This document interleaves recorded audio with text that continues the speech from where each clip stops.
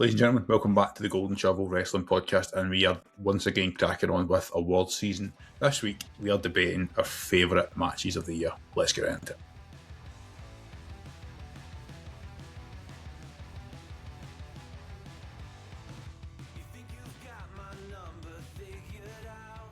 Okay, so we are once again doing our long list and shortlist series. This is the last of the long lists ahead of the main award shows, which are coming over Christmas break. As always, I have put together a nice long list. We've got 8 matches at the moment. I'm willing to take any extras for the guys, and we're going to whittle them down. They're all spread into categories, roughly. We can take one for each category. We can decide how we want to do it tonight. But it's a complete open discussion on our favourite matches of the year. As always, we can take our time to explain why we've picked a certain match. His favourite, best, objectively can be part of that as well, but there are other elements that play into it. We'll skip the pleasantries because we have just spent an hour and a half reminiscing about John Cena. And we're going to go straight into this. So the first category is standalone matches. Okay, so these are 2 matches that aren't necessarily linked to any other matches in obvious ways. They're not part of certain events or specific retirement tours, for example. But they are matches that I think stand out in terms of what we have witnessed this year. So the first match I want to mention is the Rhea Ripley versus Io Sky with Naomi cash-in from Evolution 2025. This was a ridiculous 1v1 match. It was almost the perfect one-on-one face versus face match in terms of allowing the wrestling in ring to do the work. And then we get the cash-in, which we had discussed all year in this podcast. We all think Naomi to roll as the heel champion would be really good for that division. Naomi has never been more over, despite being a heel. And when she does eventually return from her pregnancy, it's going to be in a prime position to be a dominant force in the women's division. I will say there is other women's matches throughout this conversation, so we don't need to pick between women's matches, but I had that as a standalone in terms of what happened on the night. The other standalone match is, and we're actually going all the way back to January, and we're going back to the Royal Rumble, but it's not the Royal Rumble match. It is Kevin Owens versus Cody Rhodes ladder match. Now, obviously, sadly, we haven't seen Kevin Owens since then, really, in terms of what he's with the neck injury. Some of the spots in that match are unbelievable. I think most of us at the time were really... That's the match this year that's led me down this path of the Kevin Owens dilemma, as I always call it. Actually thinking back, they make me sad on his main event, wasn't it? But the ladder match, not the ladder match, the one where the pile drives him with the ladder. But this was the one that was like this whole thing where Kevin Owens continually ascends to the top of the card, and then they're like, yeah, but we don't want him to be champion right now, so he has to lose. It cemented Kevin Owens as the guy who should be a main eventer at all times. I was wondering if you guys have one wants to kick us off and take your thoughts on the 2 matches as standalone matches. I'm more than happy for Daz to step up and strut his stuff, as it were. Tell me. We'll start with the one you started with.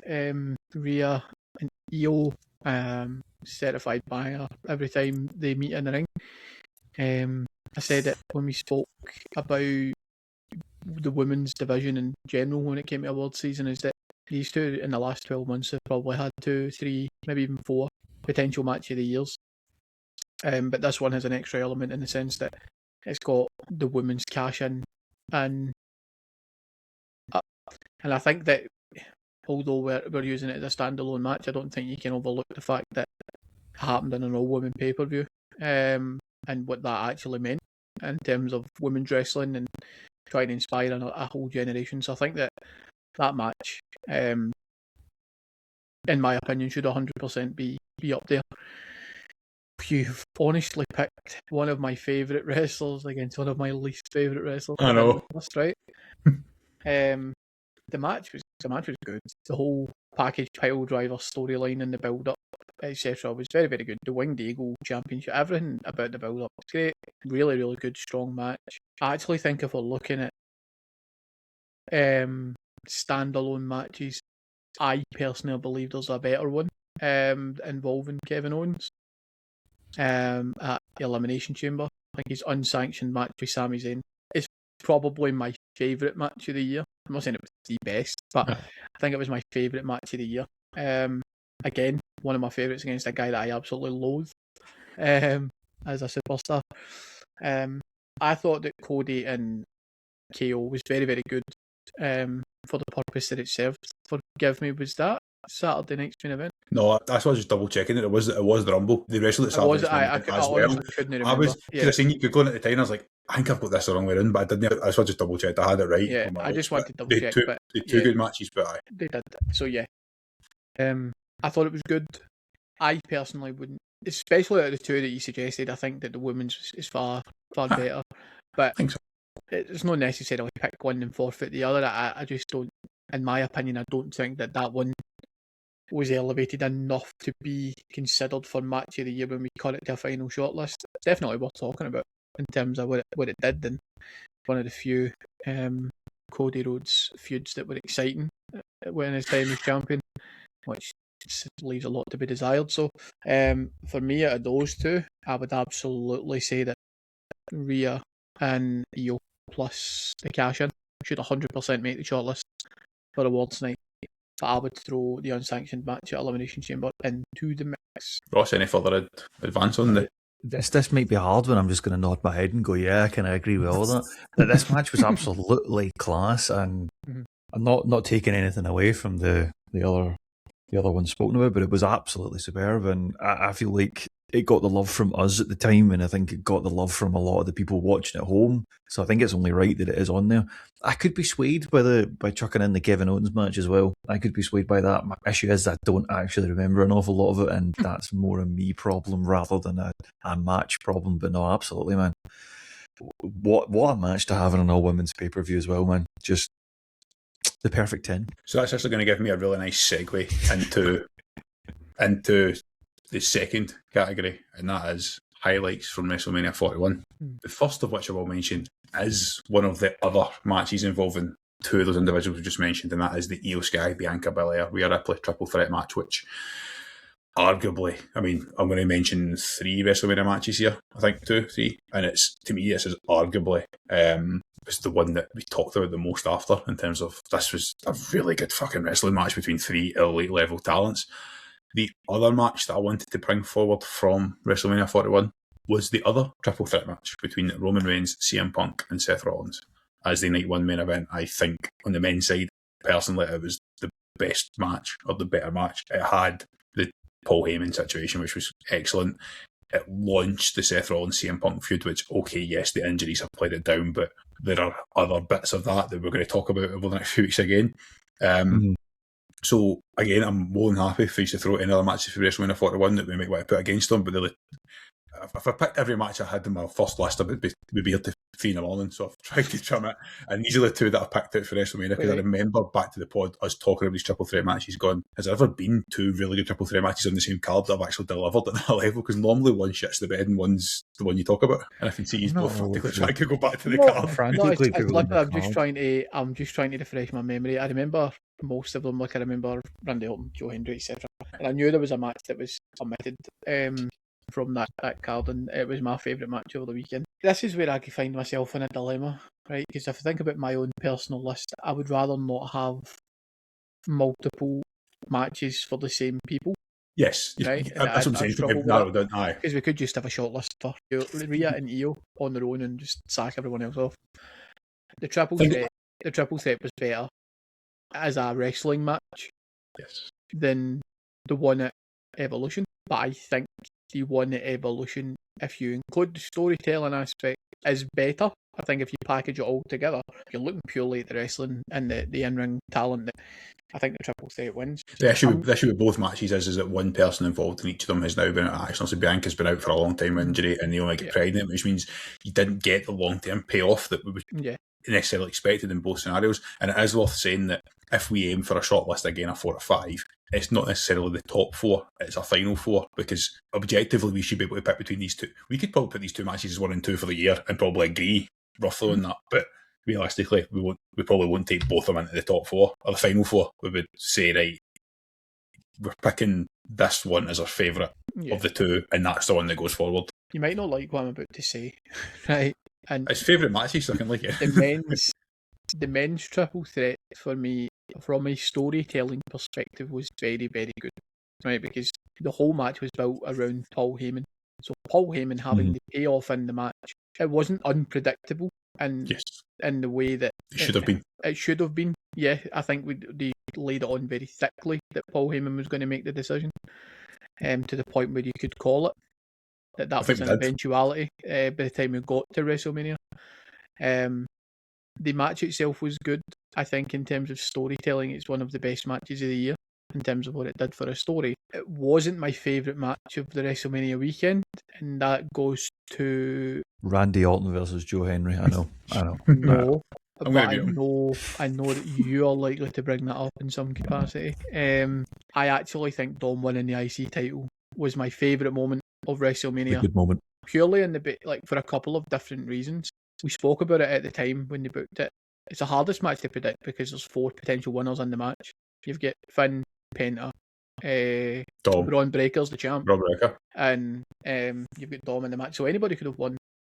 And everything from belt to belt was perfect. And Dom's moment that he takes for himself in the post match, that's my favourite match. Now, is Dom winning the mid card title more important to the business, and was it a better storytelling than Paul Heyman getting up both Roman Reigns and CM Punk to side with Seth Rollins? Probably not. Right, so I'm not going to argue that it shouldn't be in contention for match of the year. Because in terms of the story, we're still seeing the story play out in front of our eyes. Yes, albeit altered because of Seth Rollins' injury, but his stable is still very much alive, and we're probably 9 months ahead in the story than we should be, and we're playing out the end of the story rather than the beginning. So, yeah, I've got no issues with both being considered. I just think for me it wasn't my favourite match of that weekend. I think Ross, would it be fair to say as well, with regards to that main event triple threat match, that we were all expecting an inevitable payoff of Seth Rollins versus Roman Reigns, which is now unlikely to happen anytime soon because of the injury. And the fact is, realistically, it's a WrestleMania level match, and if you're going to continually try and wait a year at a time, and it might never happen. And it's going to be another 2 years because Saudi Mania is going to be Rock and Roman. That's what the money's all about, isn't it? So that's my feeling. Like, if I was being, I'll get to you, Ross. What's your thoughts on that in general? Does that sour it, or does that that doesn't affect the actual thought of the match itself? Yeah, I kind of go with the latter point there, in that we didn't know at the time that all of those things may or may not have occurred, in the injuries and the fake injury into the then legitimate injury and what have you. That match was absolutely superb though, and I think that everyone quite liked the finish. Daz does make a good point about the Dom Mysterio win. That was also a good one. I think also the women's tag match was pretty decent from memory when Lyra and Becky won. I feel like that one was decent. That's also probably one that's worth a reasonable show. Yeah. We're getting the tag team now that we should have had then. But yeah. Maybe that is the case. But yeah, those are definitely the ones that stood out to me. And I think if you can only take one, you actually may have to flip a coin, like a 4 or 5 sided coin. The thing is, we can take as many as we want. It's just we're going to have to debate them again anyway and pick one. But we can wrap this up at the end of the show and say, like, here's the 4 after conversation, here's the 5 after conversation. Yeah. But that takes us on. It takes us on to the next segment, and the next segment immediately takes me into the one after the one after. These ones are all linked. Daz, you and I discussed these 2 matches 3 or 4 weeks ago. The last time it was just the 2 of us. I think Ross was at the football, and we did pick one of the 2, but I still wanted to make it definitive. Look, we're talking about both these matches. The first match is the SmackDown Tag Title TLC match after WrestleMania, which should have been on the card. The other one is the 6-pack one at SummerSlam. Both these matches were complete chaos. I think the SmackDown Tag Title one, the Tag Title one on SmackDown, was perhaps a slightly better wrestling match in terms of there was only 3 teams, therefore there was the storytelling made it a bit better. The one at SummerSlam was fucking just a spectacle from start to finish. And the one thing we actually didn't discuss when we did discuss it on that show was we talked about the Spanish Fly, we talked about everything, we forgot that we haven't seen Candice LeRae since she took that spot, and we don't really know she's not true. She is back. I know she's back, but I mean, that was like they've just killed Candice LeRae for entertainment. And I mean, we could pick. I think I'm not saying either of these matches have to make the final list, but I think we should pick between them and say this was easy. SummerSlam. I think so. 100% should be in that conversation. It was I think sometimes mid-card and tag divisions get left out of these conversations. Aye. And I actually think that if you're pinning up the best match of the year, there's so many different angles to look at. You've got the storytelling angle, what it did for the people in the match, but you've also just got to consider which one did you enjoy watching the most. And I think if you go around the table and the 3 of us all agree that the match we enjoyed the most was that tag team match, then like, if it's one of your most favoured matches over the past 12 months in terms of just the spectacle of watching the chaos around you, I don't see how it can't make the list. I'm happy for SummerSlam to go straight in. There's also the element, Ross, that because the first match happened after everybody was saying why was it not on the card. There's an element of that division earned its way on to SummerSlam to steal the show. There was a bit of that. To me, that's what long-term storytelling is. Not this Until thing where someone else stole the show. Until someone else stole the show, yes. So I mean, we can debate whether at the end of the show we're taking one of them in, but I had to talk about both those matches because 100%. Absolutely. Unreal. Now, speaking of SummerSlam, I have 1, 2, 3 matches from SummerSlam. Now, we've obviously talked about one there. The other two, again, I think there's interpretation to be had here. Because again, I could have probably picked more than 2, but I'd be here all night. I've picked out CM Punk versus Gunther as one, because I know that match is controversial, and I've put that in here deliberately because I'm hoping we'll get some good clips for TikTok. But I enjoyed that match because I remember watching that thinking, Gunther's very good at this, isn't he? And in hindsight, it's even more strong now. I thought the finish was the one thing that almost ruined the match for me was the fact that when they were making Gunther bleed because we knew he was going out for surgery, they decided that the best thing to do was to have the camera right on him and have that camera shot as your feed, right? So it was Gunther's climbing under the table, which said, all right, he's clearly bleeding, or taking a blood catch, whatever we done it. So that would be the issue. But I just thought that was like, Gunther's fucking brilliant at wrestling, and this is a main event level match. Now, what happens after the match? The cash-in didn't happen during the match, so we can't really claim it, but that'll be a conversation for a moment of the year, I'm sure, a couple of weeks' time. So I have that, and of course, I do have the main event, John Cena, Cody Rhodes, which is either my favourite or second favourite match of the year, and objectively was a very good match. And we discussed that, Ross and I discussed this on that podcast where we did talk about the heel turn. Because we were so disappointed by WrestleMania, it meant it did set up this epic feud. The only thing is that I just wish that I felt like John did. In hindsight, I feel like John did enough to put him away, and Cody Rhodes should have done more to put John Cena away. But again, is that part of this whole storytelling aspect of John's body's letting him down? He needs less to get put away. So SummerSlam card is open. The other two that I picked out. You can start, Ross. Those are the ones that I would have picked as well. I kind of want to have a wee quick look because it's the downside that we have, isn't it? We have the upside quite often of there's lots of wrestling to talk about, therefore there's lots for us to talk about, but then it comes to these kind of situations here, you actually have to go Google it and be like, right, what on earth was on the SummerSlam card? Listen, don't look at the cards because I think you forget how bad a show SummerSlam objectively was. Jelly Rolls in a tag match, and props to him for taking his bumps. I'm not popping at him. He wasn't But actually the worst thing on that card, was he? Well, Karrion Kross and Sami Zayn existed on that card, so no. Listen, there's a couple of good matches in this card. I don't think there's any that probably tipple what you've suggested. You had Sikoa and Fatu in a steel cage, and you also had Becky Lynch was good. Becky Lynch was very good. And it was the match that made us want more. And then there was the TLC match was alright, actually. Dom beat AJ at SummerSlam as well to retain his title. But I think you've picked out the big ones. Two main events. Yeah, quite literally. I know. It's funny because Roman Reigns is on the card as well. In a tag match.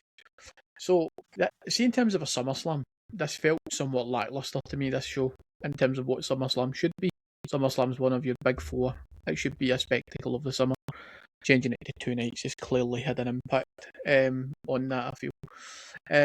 But hey, money. So, there's no doubt Cody and John was a great match, and it was a match we were owed for WrestleMania. Although I don't hate the WrestleMania match, I actually think if I'm talking about which match I preferred, it's 50-50, because although it was a poor wrestling match, John won it. The story it told is perfect. Yes. John was there to do the job. Did not matter how it got done. He said he was going to ruin wrestling and put on an absolute honker, a 0.5 star wrestling match. That's what he set out to do, so I don't hate it. Don't get me wrong, if I paid thousands of pounds to be there, I'd probably feel differently despite him winning 17. But this is the only match I really want to talk about for SummerSlam. The other ones you mentioned, good matches, strong matches. But I'm a bit like you, and I said this earlier, I don't really want repeats, so what I need to consider was this my favourite match of John Cena's retirement tour? Is there any other matches that might crop up that I thought were better? as a spectacle, and it's tight. There's one other that I think could be better, probably was better in terms of fan service, but was it better as a spectacle? Maybe not, but it should be in the conversation for sure. The greatest of all time, and begrudgingly probably the new generation's GOAT, if that's what you want to call him. But the reaction that he gets would make you think that, certainly. Yeah, I mean, there's no disputing the guy's popular and the guy's so over with the crowd nowadays. But I mean, I think it's hard to say that he should be winning match of the year for anything he's involved in, because I find him really, really jarring to watch. I don't like anything about him, unless he's chasing a title, in which case I'm invested in the story. But that's some of the other guys' problem. Yeah, I'm happy for these matches to be considered that. I don't think any of them are match of the year, but I'm 50-50 with the John one based on another John match. Yeah, that's kind of where I would sit. So I'll immediately dive into it then. As I say, the last 3 segments were linked, and the last segment is the John Cena retirement tour. And I'm open to complete discussion, because I only picked 8 matches, whereas normally pick 10 for these long lists, because I was like, I think there's... I know how you guys feel about certain people in certain matches. I know objectively to me, the best match this year was John Cena's Cody Rhodes at SummerSlam, but I don't think it was my favourite. My favourite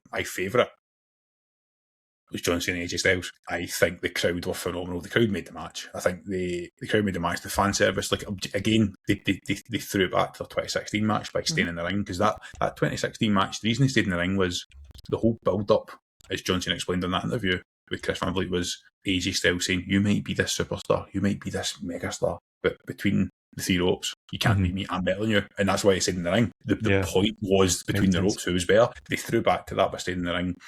Again, when we get to moment of the year at the award shows, it might not be moment of the year, but I will want to talk about Sister Abigail. And again, the crowd's response, they made that moment what it was. The fact that I was sitting there watching the show and like, did they all get John Cena t-shirts for free? Because every single person was decked out in the yellow t-shirt, and I was like, this is as we've talked through this, the final 4 in my head builds. I'd probably take the Cena Cody match, and I'd probably take this match. I'm taking the SummerSlam TLC, and I'm probably taking the Naomi Cash-In match. In my head, I think that's where I would go, but I'm interested to see where your guys, because like, is there anything else on that Cena tour that you think, actually, this match, for me, or even anywhere else in the year, as I say, I'm trying to do this based on the fact that we've watched how many hundreds of wrestling matches this year, and here's the 8 I think we've talked about the most, probably. This is whether I think it's the right way to approach it, to be fair. I think that is the right way to break this down. I think you're picking out the right ones. I really think you are, because I'm trying to think, if you're going for like a Cena moment, it's going to be the ones against Cody, it's going to be the ones against AJ. His Logan Paul match obviously was decent. People kind of were pleasantly surprised by that. His final match has also got to be in that conversation. That's the thing. I know that's raw for some people, but yeah. I know, that's the thing. Like, that's the thing. Like, I genuinely think that, again, I think I say this every week in the podcast, or every week in at least one of the recordings, but professional wrestling is supposed to make you feel something. And because of the emotional attachment, we have talked a lot about John Cena's matches this year, and that's when we talk about favourite and best, it's like, because it's told a story, because it's got us invested. Like, strip away everything that happens at the weekend, that was a very good match. It was a super Cena worn down by this guy who just beats the shit out of you for 20 minutes to pin you or submit you. That's objectively a good story. It broke down 20 years of storytelling, 12 months of the time into a 20-minute match, plus setting up Gunther for the ridiculous 2026 he's about to have. I'm with you. Like, I could probably pick 4 matches involving John Cena and say this is the top 4, but I don't think that's right. I don't think I could do a final award show without talking about Rhea, Ripley, Sky, and Naomi. I think they were brilliant as well. They were. They really were. The question is, what matches are we taking into the award show? That's the question. See the 4 that I've mentioned, I also think I would want to add, based on one thing you said a bit earlier about sometimes we overlook other matches, I would also bring in that Intercontinental title match at WrestleMania, because we all knew Braun Breaker was going to drop the title to move on, which he has done, and it's looking good. The other 3 guys all need it in some way, in which built a ridiculously good story. And it is difficult because we're still waiting the payoff, but I'm with you, like, again, it was a good match, but when one of your favourites wins a title and gets to pose in front of 60,000 people, you can't it made you feel something. It brought us invested, and all we've done is talk about Dom Mysterio every week since then because we're like, this guy's fucking brilliant. The payoff, but True. I want true. get to the payoff. Come on, let's go. Because I enjoyed John Cena Dom at Survivor Series as well. I could probably throw it in here, but like objectively, it's neither of their guys' best matches this year. It was fun and it did a job, but they've both had better matches. And I had to really struggle to get us to 8, never mind 4. I'm not going to lie. Honestly, and there's still more probably. It's going to be the longest shortlist ever. I think we're locked in on Cena Cody, at least to have the final conversation, and I think we're locked in on Cena AJ as maybe the objectively the best and our favourite matches for that tour. Mm-hmm. And we should take the two of them. I would agree. And I think if we were being hypercritical, probably take the Rhea Ripley Io Sky with the cash in as like a women's match, because you had a really good match and then this ridiculous moment, massive pop, and it made Naomi the biggest women's heel on the roster, which job done, boom. Mm-hmm. And again, as storytelling fanatics, that's great. You have a good match and you tell a story. So there's 3. SummerSlam TLC match I loved, like that. And then I think we complete the picture and say we've got 2 main event matches, a women's main event match, a tag match, and we go mid card, and that gives us 5. And then we figure this shit out next week. it's maybe the list. Maybe. The issue is my favourite match of the year was Kevin Owens, Sami Zayn. I know. That was my favourite match of the year. And better than all of Cena's retirement tour, unfortunately, in terms of the match and the story. Don't get me wrong, John AJ was my favourite John match, so it definitely belongs. I don't know, I think what's the best way to do this? Spin a wheel. The wheel spinner. I mean, it's not a bad idea. It's hard to leave. Is Dom winning the title Dom's best IC match? I think it's it's a moment, but is it the best match? Probably not. And again, see if I was being hypercritical, as much as I loved the TLC match at SummerSlam, Is that the best match of those individuals? It wasn't the best, and it wasn't my favourite. Like, it's not going to win, even though I want to talk about it. It's not going to win for me. Then maybe it does have to come out of the conversation. Which is the whole point of doing this. The whole point of having this episode before we have the actual award show is that we're not doing this for every category. Even splitting it down for to split the award show over 2 episodes, because it's just going to take too long. Yeah, so, too many awards. So I've got it as Cena. Let's make a decision. Should we have 2 Cena matches? No. I don't think we should. I think we should call it. I think we should call it a favourite match, and being the best as part of that decision making process.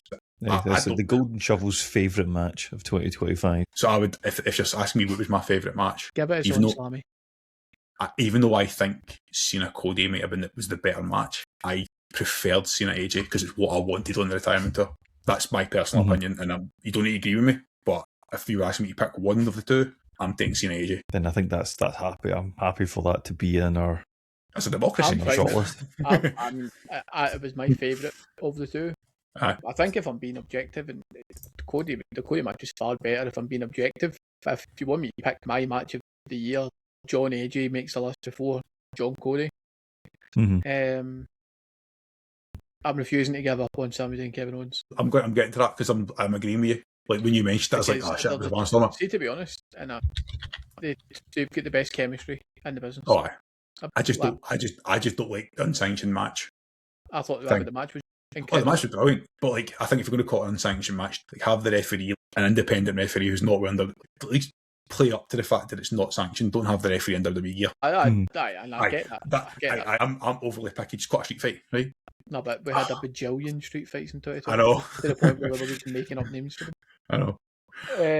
And I will be arguing the point that it is match of the year to my final breath. I don't disagree with you. It's a cracking match. I'm almost Are we really talking. going to have the shortlist with no Cody Rhodes? No. I think the guy's awful. Personally, I'm talking myself into the fact that should we have a favourite match and a best match and split the 2 awards? No. That's a cop out. You're right, it's a cop out. That's a cop out.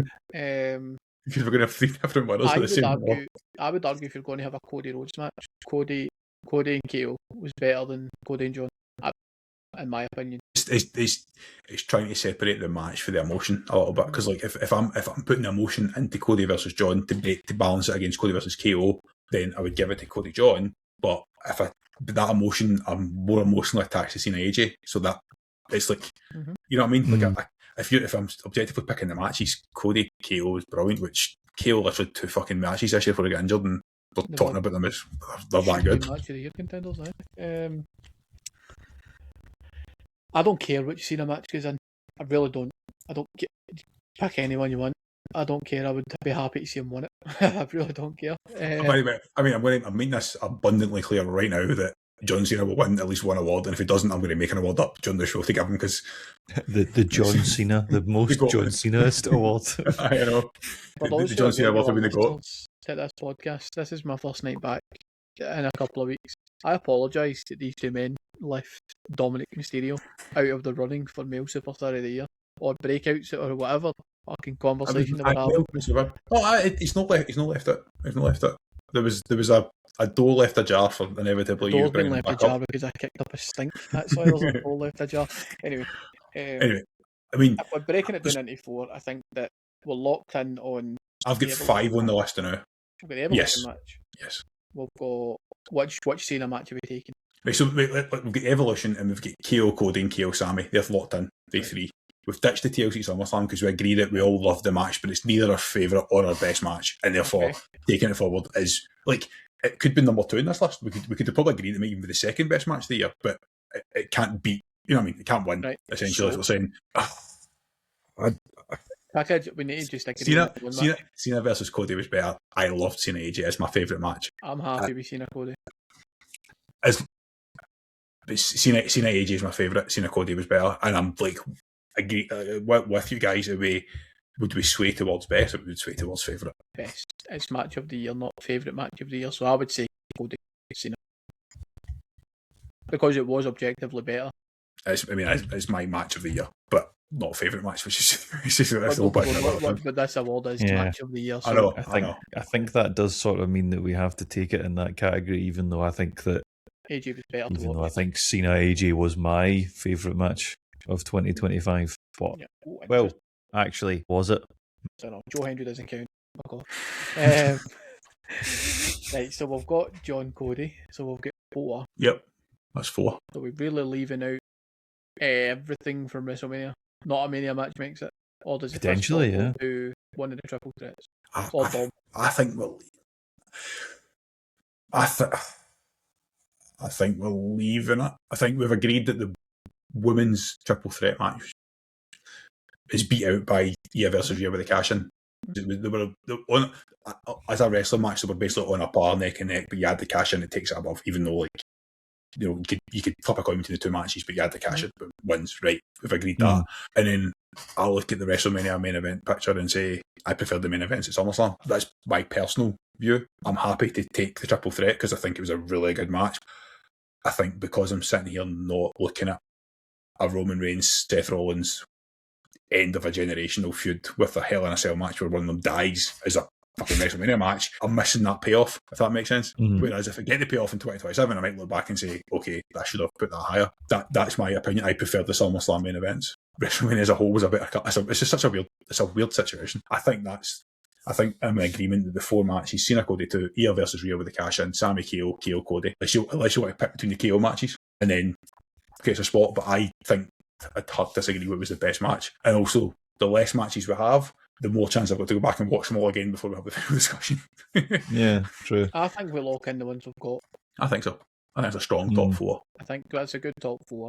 I'm happy with that. And it shows how good I think Kevin Owens is as a wrestler. Yeah, we'll have to craft out some time to sort of watch those matches objectively, because I think of all the awards that we've been dishing out, I actually think that's probably the hardest one to give out. So we are going to have to try 100% hardest. Try and really analyse that. 4 matches and 3 people, which means if we all pick a match each, we're fucking deadlocked. So we might need an outside opinion. We might need to find an adjudicator, if you will. If only one of us had a brother who may or may not enjoy wrestling. Who's open to bribes. Christmas is coming up. If he wants a fucking present. I mean, this is the interesting with these style podcast. It's really hard to keep on topic when it's a trip down memory lane, and we've done all these long lists. You guys have done them blind. Really, this is probably the one where it didn't work as well. I think the rest of them have worked really well. This is one where perhaps we should have went this is the 8 I'm thinking, and we could have better prep. But it means that we have a genuine discussion, because you either go as Daz, you've done a couple things like, that was even my favourite match on that card, which then immediately I think this match should go in, or it makes you go, yeah, that match was brilliant, great. And if you don't have that immediate recall to it, then was the match really that memorable or good? Who knows? I'm going to stick a TikTok up, and we're going to see if we can get at least some community fan votes on this, and that might help with an extra. That may give us a fifth person to vote as well, and at least we can get a 3-2 majority somewhere. Let me just give you one final teaser. Women's Elimination Chamber, the one where Cargill reveals who attacked her right at the very beginning and beats the living That shit was out of her, dramatic. which builds to that whole Money in the I Bank. know. Like, it's where that all I know. began. So I know. just toss a grenade in there and let that mull over. Yeah, I'm going to go to Listen, bed. we might just we'll call an audible on the day. I know. Inevitably, we'll probably watch one of these pre-taped matches next week and go, that was fucking brilliant. Winner, to that. not even on the bracket, the winner. Because, I mean, let's face it, by the way, when we get back to tag team, we're going to have to at least mention AJ Styles and Dragon Lee, because I've thoroughly enjoyed the last few weeks and they weren't really working. They were only just starting out when we had that conversation. So that's the top four. We've got Cena versus Cody, Rhea versus Rhea with the cash in, Sami Zayn versus Kevin Owens, and Kevin versus Cody, Rhodes back right at the start of the year. I think a nice spread throughout the year. We've managed to avoid recency bias, which I was genuinely worried about. Other great matches, other favourite matches. Let us know in the comments. Let us know in the comments your thought. What was your favourite match? What was the best match? Why are they different? Or maybe they're the same? Take it easy, guys, and we'll see you next week.